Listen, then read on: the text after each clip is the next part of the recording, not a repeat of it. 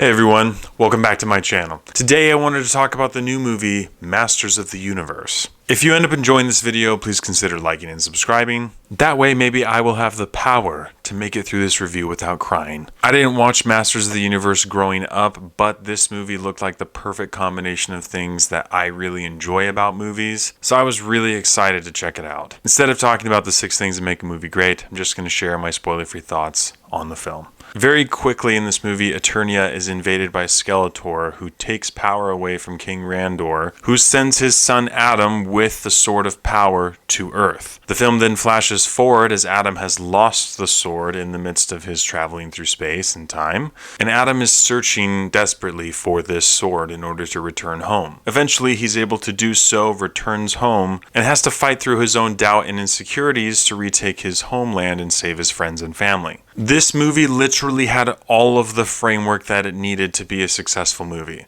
It had awesome characters, it had a relatable protagonist, and I'd be lying if the concept of Adam just feeling this underlying need to find the sword and go save Eternia and his friends didn't excite my inner child, because when I was a kid, that was the exact kind of thing that I wanted to do in my imagination. Just feeling like I was meant for more, wanting to save the world and do all these really cool, creative, and imaginative things. But this movie had a horrible flaw. I understand that some of the original Masters of the Universe work is very cheesy and tells very cheesy jokes. And I'm telling you, the jokes in this movie were not cheesy, they were just dumb and unfunny. Sure, there were a handful of moments that made me chuckle, but most of them came near the end of the film. But it's like this movie set up jokes, and there were moments where they could have been funny, and then it just didn't know how to deliver them. It just dropped the ball and didn't even try. And it ended up coming across like they didn't know how to execute lines with their characters or do really anything well. And it was so disappointing. I really wanted to like this movie, but it kept getting in its own way,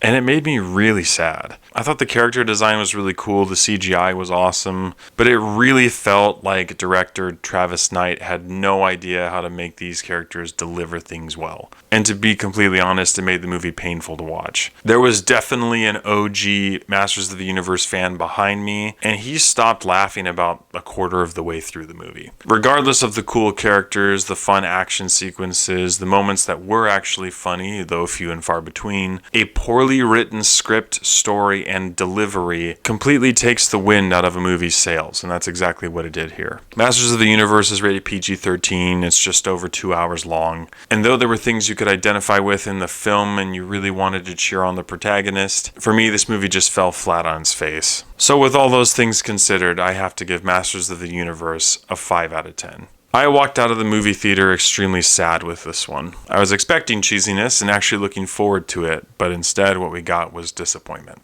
So with all that in mind, as much as it saddens me to say, I do not think Masters of the Universe is worth going to see in movie theaters. The only reason I could see it is if you are a huge fan of Masters of the Universe, but even then I don't know if you'd really enjoy this movie. Thank you so much for watching. If you've seen Masters of the Universe, please let me know what you thought about it in the comments below. If you are an OG fan of Masters of the Universe and you saw the movie, what did you think about it? Did it make you happy? Were you disappointed as well? As always, I appreciate your love and support, and I'll catch you guys and gals in the next one.